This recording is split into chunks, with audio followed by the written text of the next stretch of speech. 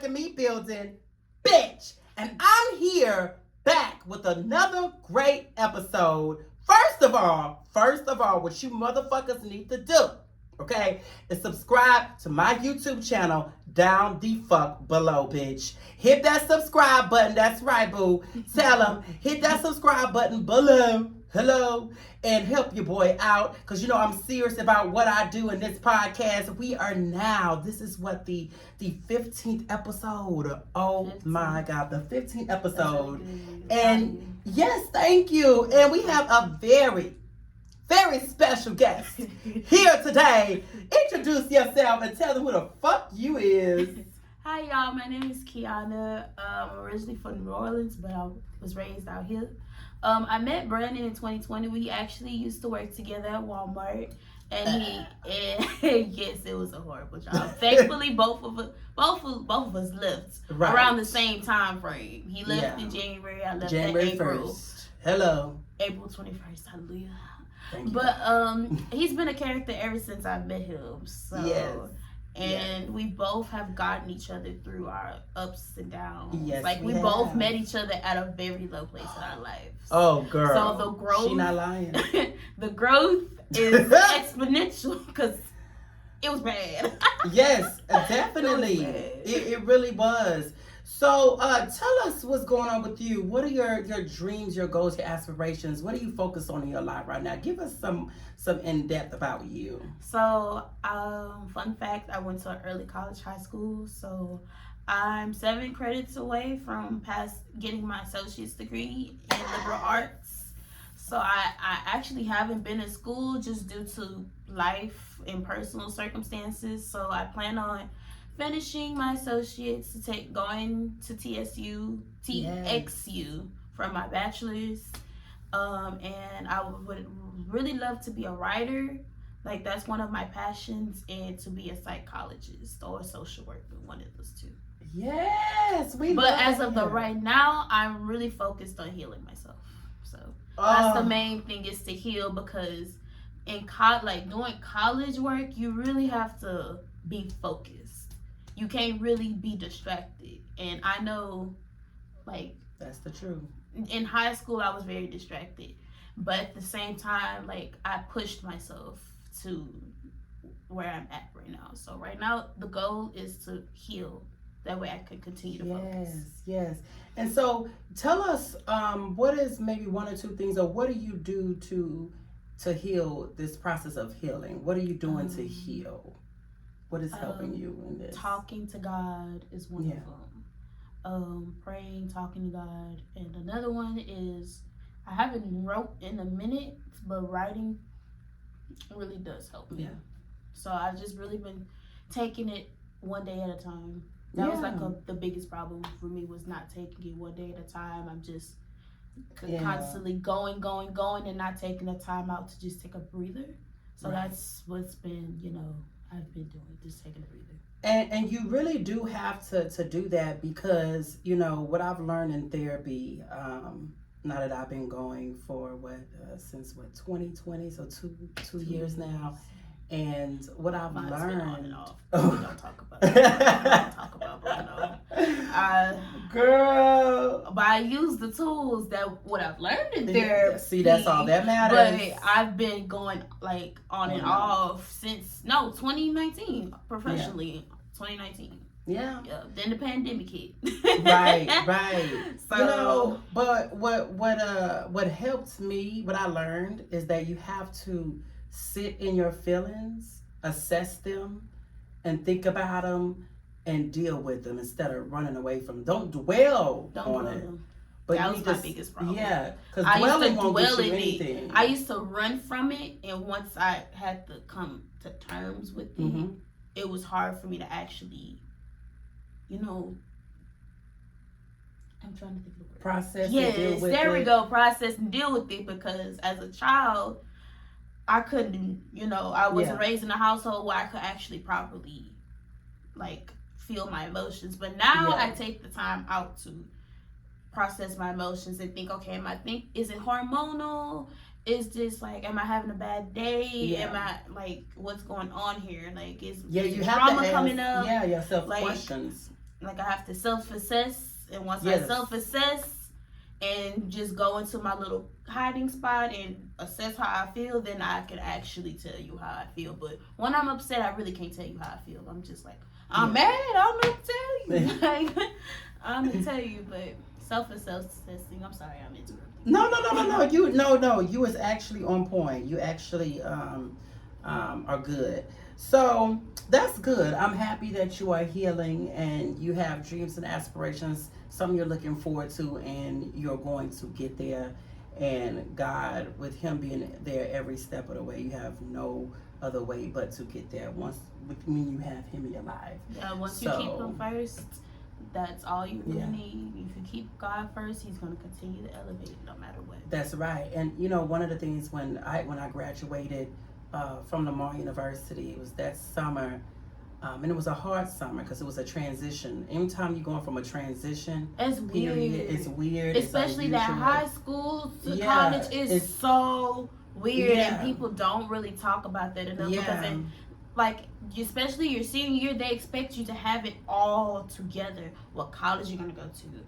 Like, you have a car, your major, your minor, and you're gonna change your mind. That's something, that's a hard transition. It really is. And one of the things my granny told me was that, Brandon, God brought you out before. What makes you think He ain't gonna do it again?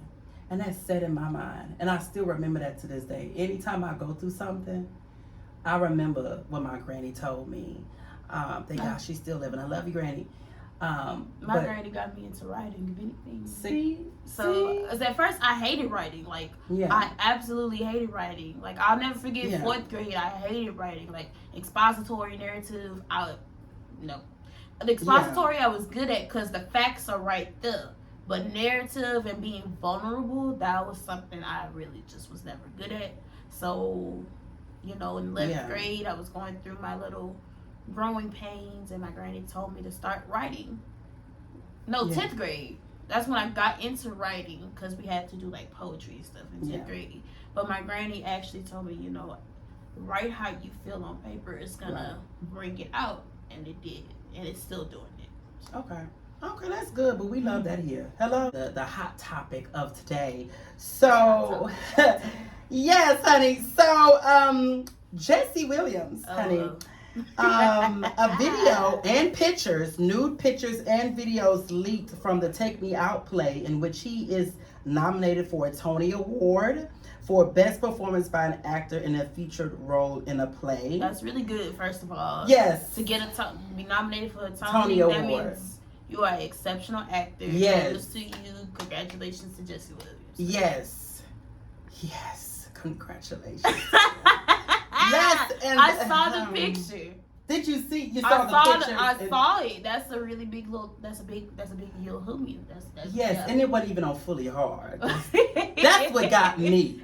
That's what got everybody. They're like, okay, we see you. And when he slapped it, I was like, oh, bitch, you could have slapped that across my face, nigga. That's just nasty. This is what I have to do with that Walmart. Oh my God, baby, he could have slept. And I agree. I don't know if you saw what Tamar Braxton said about. I did. What she said? Tamar Braxton was basically saying that he could nut in her face and clear her acne. Oh, that's just nasty. Yes, I'm with you, Tamar Braxton.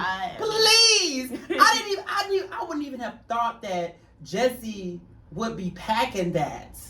Like, it just don't look like you wouldn't think about him of all people having a big dick. Like, I don't look at him and be like, I want to just, and he's not ugly. He's a handsome man. Yeah. But I'm not really, like, it's really nothing that attracts him to me, but like, he's an attractive person. Yeah. But when I seen the pictures in that video. And the video, Twitter and TikTok. Yes. Baby, it's got Twitter is like a fucking porn site now. Yeah, it is. Like, we love the hair. It's wet, dripping. Yes. I'm sorry. If I would have been in that motherfucking theater, bitch, I would have whipped my lotion out in my fucking bag, bitch, pulled my pants down, bitch. Here we go, honey. I would have done it right then and there, bitch. Hello? I'm pretty sure people actually did that in there. You never know. Because I heard there's a scene where him and, because he's playing a gay character who's comes out as gay, from what I know, at the peak of his career. And so there's actually a scene where he's like naked on top of, I guess, his Yeah, lover, that's whatever. what the video like also insinuated, that like he was on top of another person too. I'm like, oh my god. And it's great acting too, because he's a straight man. So I love that he could take on that role as a black man and not be like, oh no, I can't do that because they're doing this. Because that reminds me of, because I don't know if you knew this, but the singer Jay Holiday, you know, Take You to Bed, he was offered the role of Jamal for Empire. Did you know that? Before Jussie Smollett. And he turned it down because he said, it's an interview, it's probably still on YouTube. He turned it down because he was like, I can't let my daughter see me like that. What? Some people, like, black men are raised to be really strong, and so and homophobic. So to be seen in that light, you know, it's weird, and he could probably face backlash from his family, not just the public eye, but in his personal life too. But Jussie killed that role. So so it went to the right person. So, but I'm hopefully like, Jay Holiday finds something that he genuinely loves to do. Exactly.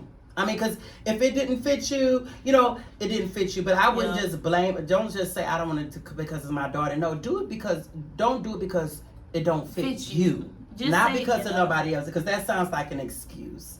You know, and it's a role. We all have a play roles in this motherfucking life, bitch. You could have played that role. But it's okay. I love Jussie. I'm glad he played it anyway, Jay Holiday. So, unfortunate to you. But anyway. There's a lot of backlash, though.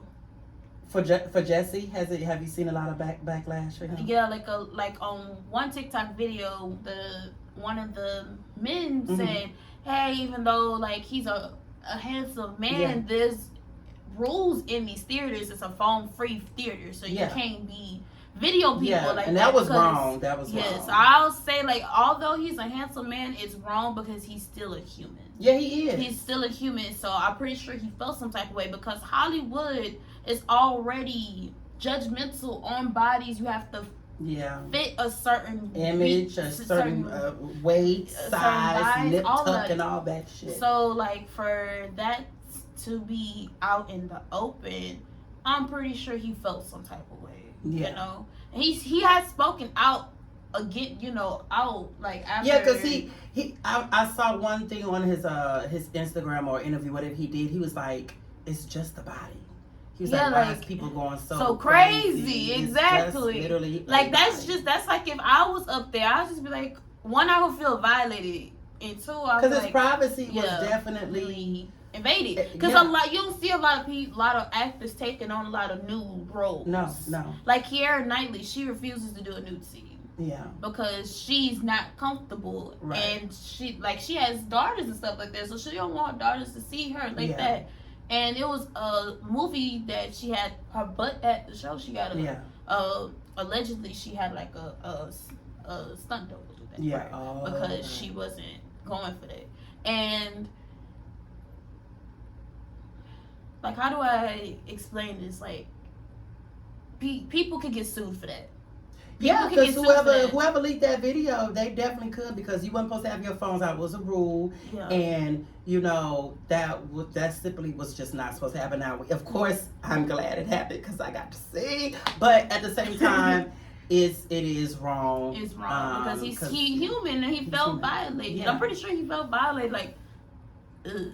But and like people have contracts in store for these kind of specific roles. So if anything, he could sue the theater for that too if he really wanted to, and he would be rightfully so in doing so. Yeah. So now they really finna be strict on like the no phone free theaters. They really finna be strict on that. They really are, because all it takes is one person to ruin it. And he ruined it for that 15. He or she, whoever they are, for 15 minutes. Right.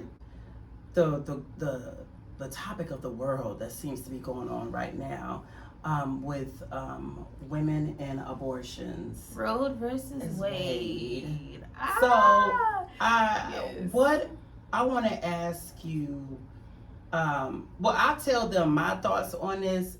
First of all, I really do feel like no man should tell a woman what to do for her motherfucking body. Not even another woman should tell another woman what to do with her motherfucking body, bitch. Okay? Now, I do believe that upon conception, the life starts. Okay? But who am I to tell somebody you shouldn't get an abortion? You shouldn't get an abortion. Mm-hmm. Who am I to tell someone to do that? You don't know what the circumstance. They could have been irresponsible. They could have been raped. It could have been any situation. Regardless of the reason, it's their motherfucking choice. Their choice. And we need to stop taking people's choice away. Exactly. Period. Because what's the next choice you're going to take away? Gay marriage? But that's a whole nother subject. We ain't going into that.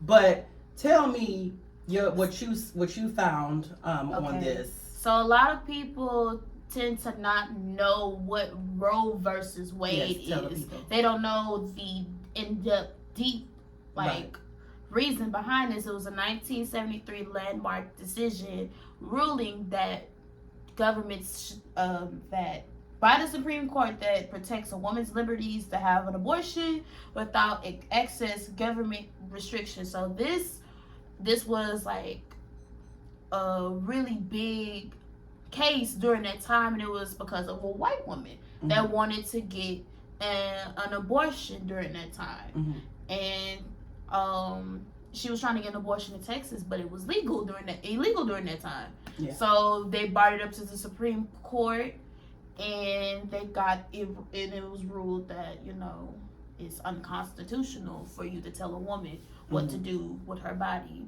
Right. So the ruling got rid of, and during that time, like during the 60s and before 1973, women would go into back alleys and get an abortion.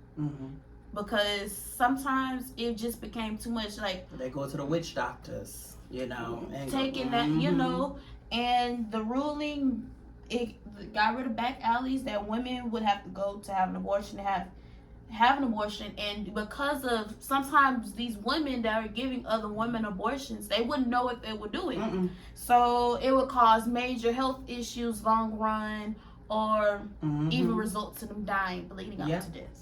So it also deemed a lot of state and local laws that were in effect about women's rights about her body as unconstitutional. And in 1991, it was the Planned Parenthood case, which also, because of Roe versus Wade, it was something about Planned Parenthood, but because Roe and Wade was in effect, Planned Parenthood could go forward. If y'all want to read more about the 1991 case, Planned Parenthood, then proceed to read on. But before I go into deeper, into it, it's really important that people know what's going on right now. Yeah. Because this can impact women 50 plus years from now. And it's important that you read up on these kind of things and get some type of knowledge. Even if you are uncomfortable with it, if you don't like it, to have some type of knowledge. And but if you don't, it's fine. Right. If you feel like, even though, hey, I really don't like discussing this, but it's not my business to tell a woman what to do with her body, then that's fine too, But as women, we need to be really careful what we do in this day and age, especially right now. Do not get pregnant right now in the state of Texas, because it's illegal to have an abortion in the state of Texas after 5 weeks now. I actually have a friend who recently found out she's pregnant here in Texas, and she can't get an abortion.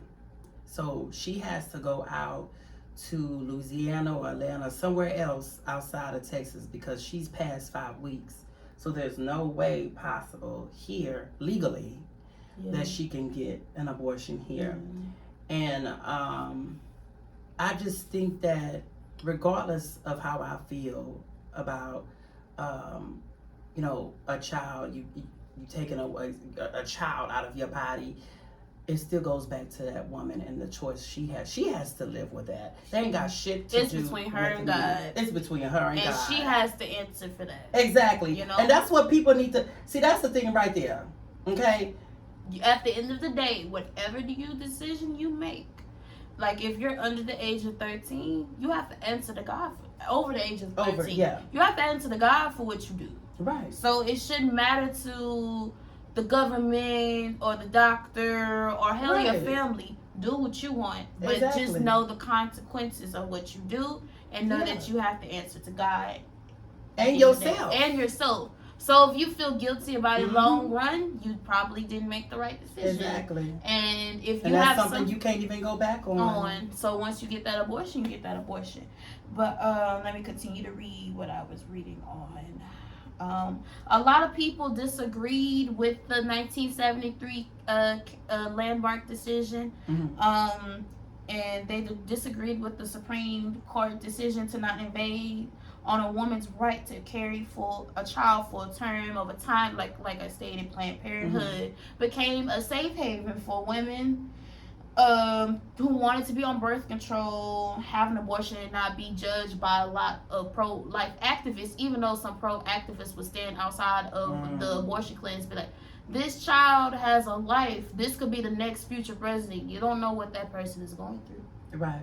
So who are you to judge that person and be like, hey, you can't have an abortion. You may be carrying the next president. She may be carrying the next Hitler. You never know. Exactly. Right. The next rapist, the next serial killer, exactly. bitch. So, and y'all know, so May 2nd, 2022, a leaked document penned by Samuel Alito indicated that the Supreme Court is prepared to overturn the 1973 ruling. It has caused an uproar all over social media, sparking outrage across the nation, and it has everyone thinking, does the government have the absolute right to women's bodies? And how I personally feel about it, a man or any other woman should not have no say-so in anything pertaining to childbirth. There are plenty good reasons why women are getting abortions. One is that the cost of living has gone up, but not the minimum wage. Make it make sense. So it's a whole shortage with formula right now. You want somebody to have a kid. Exactly. And why not a lot of women can breastfeed a child. Is especially it's really hard. Thankfully I was able to get breastfed, but not a lot of women can say the same. And and what gets me with that too, because if a woman, y'all blacking out, she can't have an abortion. What if she can't afford to have that child, and she might become homeless with that child or living off of the government? So that forces people who can afford to have a child to live off the government. So bitch, they'll still be seeking shit from you. So why would you want that versus them just getting an abortion? Deny them. And probably deny, right? Probably deny exactly. Them. Why? It's already 8 billion plus people on this world, bitch. Okay? Let people, if they want to get their motherfucking abortion, bitch, let them get their motherfucking abortion, bitch. Okay?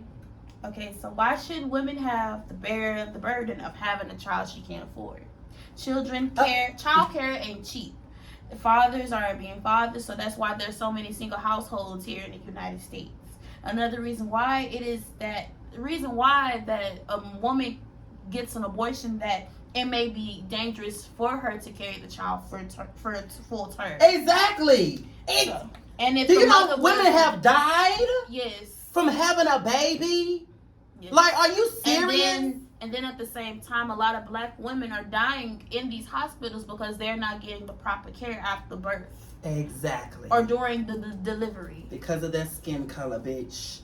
If she was to complain, hey, my chest is hurting, I'm bleeding too much. She's gonna be ignored. A woman has died from, I saw a TikTok about this, and the father, was really upset because, there's a lot going on with black women. It's black people, period, don't like going to the doctor at all because the doctors discriminate. Yeah. Like, oh, well, nothing's really wrong with you. It's probably just a chest pain. They might have cancer and y'all ain't even do the actual research or actually took the time out to say, look into what's going on. Right. And I believe it was in the 1950s, Mississippi was doing hysterectomies on women. So they would put the black women under anesthesia after childbirth, or if they was doing some type of surgery, and white doctors would get paid to give black women a hysterectomy. Fannie Lou Hamer, y'all need to look up this person. Fannie Lou Hamer. She was one of the advocates about abortion, about women's rights. Yeah. Because she had a hysterectomy too, and she was one of the activists in the civil rights. So it's important that people do their research and look into history, because they're not teaching you anything in U.S. history. I'm just letting you know that right now. They're not teaching you the right history. They're not teaching you the real history. The real history. Okay. Because you're going to learn the real history in college, and it's going to shock you. It's going to surprise you. Like, it's a lot I learned about Texas history that isn't even Texas. Like, so. I didn't learn about real history until I went to graduate school. Exactly. And that blew my mind. Yeah, they feed you the false shit to make, you know, Santa Anna was good. a bad guy. And they were like, oh, in Texas history, Santa Anna's a bad guy. He was killing all the white people that was coming. No, Texas was a part of Mexico. Right. And in Mexico, slavery was illegal. Slavery was abolished. So these white settlers were coming in from the U.S. into Mexico territory, still implementing slavery, even though it was illegal. Wow. So that's a whole nother topic for another day. Oh, child. Guys, if her and y'all learn y'all history. Right. So if the mother was to die or the child died, that's the burden the mother has to carry. Oh, I carried this child a full term, but it was a possibility the child could die, but because I can't have an abortion, or you know, I have to have an ectopic pregnancy or a stillborn, right, or a child that has severe birth defects, and I have to give birth to that child, and the child dies literally 2-3 days, a month or two after they're born. That's not right. That's unfair for anybody to say that a woman has to do. Because I wouldn't, if I knew the child was going to be severely disabled, or I could potentially die from giving birth, I would get rid of my child. Yeah. Because I want to live to raise my kids. Right. You know what I'm saying? And the foster system in the U.S. alone has over 400,000 kids. And there's no guarantee that the child, if the mother was to die in childbirth, and who's going to raise the kid? If the father's dying in life, they're going to the foster system. And with the foster system, you know, they make it so hard for a couple to adopt a child. It is go through a lot of shit. It is so hard. So, because I'm sure at least half of the motherfucking 400,000 kids that is in a foster system right now could be in a home. Now, understand, you don't want to just place anybody with anybody. But, bitch, y'all make it so motherfucking hard for an actual good couple or a good single person to adopt a motherfucking child. Okay? And then the like, bad stop people and you can get checks off of these kids. So a lot of people are becoming foster parents just to get a check off a child. They're not actually genuinely raising the child. That's right. And genuinely caring for the child. So a lot of these foster kids are coming up dead. And then missing, dead, and mistreated. Exactly. And that creates angry humans growing up. Right. And I would be scared to live in the United States knowing that this is going on. Right. If the Roe versus Wade is overturned, I probably gonna revisit my ideas. Do I really want to live in the US to raise a child? Right. Because yes, you experience racism everywhere. You experience discrimination everywhere. But I would rather be in a country where I know, even though my child might face some hardships, they're gonna be safe. Right. Gun violence is at an all-time high. Like, literally, a person just killed 10 people in Buffalo. Literally drove to a poor, disadvantaged black community, and this white man opened fire and killed 10 people. And the police just arrested him safely and calm. But if it was a black person or a person of color, they would have been shot dead. Yeah. That's U.S. exactly really right. has to do better. Yeah. Unfortunately, I don't ever see that happening. About U.S. doing better. It's progressing, if anything. Yeah. That's pretty much what we've been doing, and you know. We make 2 steps forward to go 2 steps back. Not even 2 steps, like a good 15 steps. Right. And with the law not being created to help people of color, of course, we're not going to benefit from it. So it's always going to be a constant battle and fight because this country was built off of, you know, discrimination and racism. And people literally died. Like they literally expunged a whole bunch of Native Americans to take over their land. Like, exactly, and stole. Like it's just all of that. That's what America is built off of bloodshed, and dishonesty and all of that shit. But that's just crazy. It's crazy. So incest and rape cases are another good reasons why people should have abortions. If abortions were to be illegal in the United States, then you're saying that the woman or child, sometimes it's not even a woman, it's a child that is being assaulted by another man, has to not only bear the trauma but also the child. Yeah. So, because I saw this TikTok and it was a court situation, and the lady was asking the other lady, so you like if abortions was to become illegal in this particular state, so you're saying that the 14-year-old child that was raped by her uncle has to give birth to that child basically, and the woman basically said yes, even though what's unfortunate what happened to her, a life that's still a child's life, and I wouldn't want to bear. Man, that's disheartening to hear another woman say, yeah, even though you got raped, that's fine, but you still don't carry this child. No, it's no. And then it's even like, when I would not want to be a woman. I would not want to be having my uncle's baby. Like, what? There's so many incest and rape cases. Child marriage is on the spike right now. Like, literally, 16-year-olds get married to another 16-year-old or somebody older. Child marriage is really not illegal in the United States yet. It's not illegal. A child can get married off to a grown man. And if the parent seems deemed fit, then, you know. And then another thing that's sparking outrage right now is Plan Bs.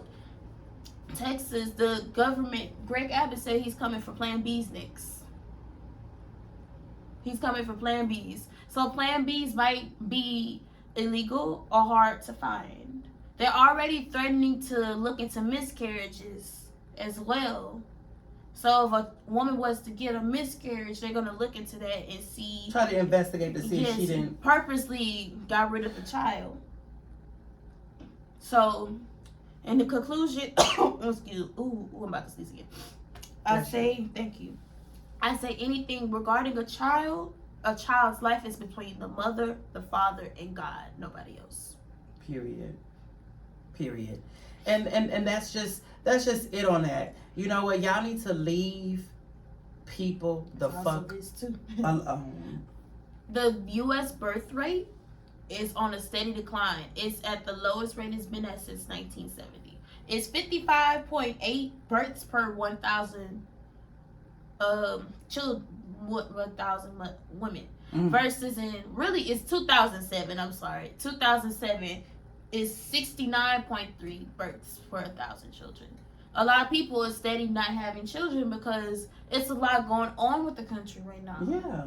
A pandemic. It was a whole regression. It's a whole depression in 2008. Inflation right now. Inflation. Nobody can afford to really have a kid right now. You have to be doing really well to have a child because children aren't cheap, especially if it's the child is special needs. Right. I have a special needs brother. So he has to go to a certain school Yeah. And that, like, That's expensive. Yes, yeah. That's expensive in its own right. Thank God it's through HISD. My mother doesn't have to pay for that. Yeah. But you know, that's expensive to take care of the child that has learning disabilities or physical disability in itself. So right now is like, you really have to have your money up to have a kid. Yeah. Well, I hope the U.S. y'all need to get it the fuck together. Texas, Really all you motherfucking hoes, bitch. Because if you think really about moving to Texas, stay where you at. Stay where you at. I promise you. Stay. Beezy on blast. So you guys know in this segment, these are questions that are asked to me by the viewers, and so we have 3. Would you like to read? Let's see what the people have asked me. All right, this is Beezy on Blast, and I've known him for a minute, so he's really be on blast today, guys. Oh my god! Oh my god! So the first question is, what do you hope happens for you after this Mercury's retrograde? It's been kicking my ass, by the way. Thank you very much. Oh my god! So yes, the Mercury retrograde ends on June 3rd. It started on May 10th. What I hope comes out of this Mercury retrograde is that I'm somewhere closer to my dreams and my goals of being a singer and actor. Like, I end up coming up this retrograde with like an acting role in a play or a TV show or a commercial, or I get a singing gig somewhere, you know, singing even at a club or a bar or an audition somewhere. So or even my soulmate. As you guys know, I talk about that every episode, and I'm going to continue to talk about it because it's manifestation. You speak it and you believe it, it comes true. We talked about that. So yes. So I even like I honestly feel this month, if I haven't already mentioned on my one of my previous episodes, but I do feel like I'm going to cross paths with my soulmate this month. But the craziest thing is 2 of my friends have both said they don't feel like my soulmate is in Texas. They said they feel like my soulmate is in another state. Like, when probably you never really know. Yeah, I don't know. And me and you have talked about, like, you know how you're a specific type of man. And I had to change that up. Because you never know what your soulmate's exactly. Like. So now I had to reprogram my brain because I had it in my mind, of course, who I want them to be, what I want them to look like, where I want them to work at, how much money I want them to make. And you have to get rid of all that shit. Your soulmate comes in a different package. Mine's is skinny and he's athletic, but he's the sweetest little Sour Patch Kid. We love Great Value. Yes. Period. Yes, I met him at work too. Fun fact. Yes.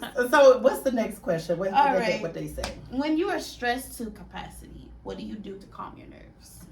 Ooh, child. When I'm stressed to capacity, what do I do to calm my nerves? Well, of course, I guess a not so good thing. Like when I get really stressed, like I smoke like Black and Milds, and I know that's really bad. It's like 10 cigarettes in one. But that's when I feel like I'm whelmed. Like what? I thought it's 10 cigarettes in one. Yeah, basically. Yeah, Black and Milds are horrible. They're worse than cigarettes. I've only smoked them a couple of times, but it's only been like 1 or 2. Yeah. But I never really liked Black and Milds like that. They didn't give me high, so. Yeah, it's more to like calm you down. I know for me when I'm stressed, that's the only time I smoke them. Also, I write. You guys already know I write in my journal, so that keeps me calm. I also do watch sermons and words and messages on YouTube. I try to keep positive messages and looking at positive things and listening to positive things as well, like music, because as I've mentioned before, when we're sad, we tend to listen to sad music and make ourselves more depressed and sad and shit like that. But you know, right. So I do a mix of positive, good things that help me get through, and sometimes I do bad things that help me get through my stress times. But yeah. All right. So number 3, what is the naughtiest, nastiest things you've ever done sexually? Wow. Well, So there was this download dude I used to mess with back in like my OnlyFans days. And like the first time I was really drunk. I did it like multiple times after that. But so I was giving him head with like the condom on. I mean, just going in, you know how I do. And he nutted in the condom, you know, while I was giving him head. So he was like, I bet you won't drink that shit. Ew.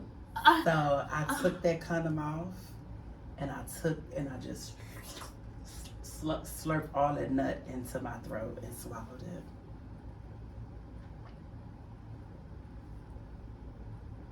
All right. Now that's very nasty. Hallelujah. Yes, I swallowed those kids, honey. I did. I did it like 2 or 3 more times after that. Like it was. It was something. I really can't get into it. I'm sorry. I've tried.